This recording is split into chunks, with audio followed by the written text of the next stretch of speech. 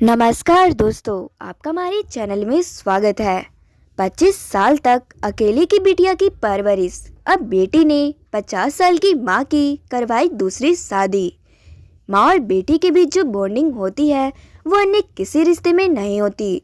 बेटी जब बड़ी हो जाती है तो अपनी मां की सबसे अच्छी सहेली बन जाती है और उसकी हर दर्द और ज़रूरत को बहुत अच्छे से समझती है और उसकी हर कोशिश ही रहती है कि वो अपनी माँ के चेहरे पर मुस्कान बिखेर दे।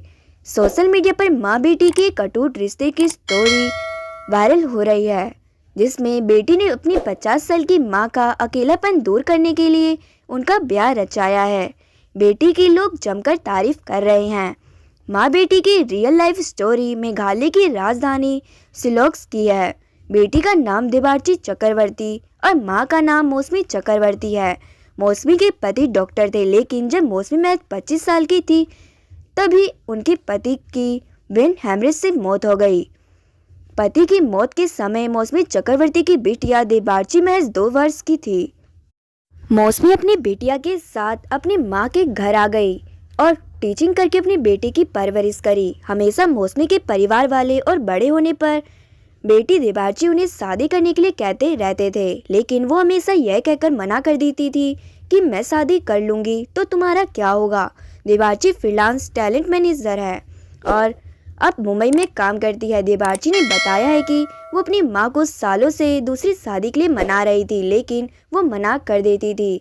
बेटी ने माँ को कहा, अपने दोस्त बनाओ और अच्छा लगे तो किसी को सिलेक्ट करके शादी कर लो। इतने सालों बाद जब मौसमी 50 साल की हुई तब बेटी के मनाने पर आखिरकार दूसरी शादी के लिए तैयार हो गई और इसी साल उन्होंने 50 साल के स्वप्न नाम के बंगाली शख्स से शादी भी कर ली। स्वप्नल की ये पहली शादी है। देबार्ची ने बताया कि मेरी माँ शादी के बाद अब बहुत खुश रहती है। पहले वो चिड़चिड़ी हो गई थी, लेकिन शादी के बाद वो बिल्कुल बदल गई है और अपनी शादीशुदा जिंदगी के बहुत मज़े ले रही हैं।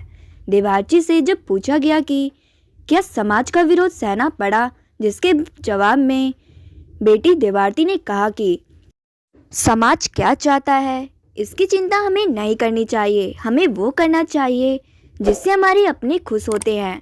उन्होंने कहा, मेरी पहल पर माँ ने ये शादी की है, इसलिए समाज ने भी इसे आसानी से स्वीकार किया है और इसे माँ का सही फैसला भी कहा है।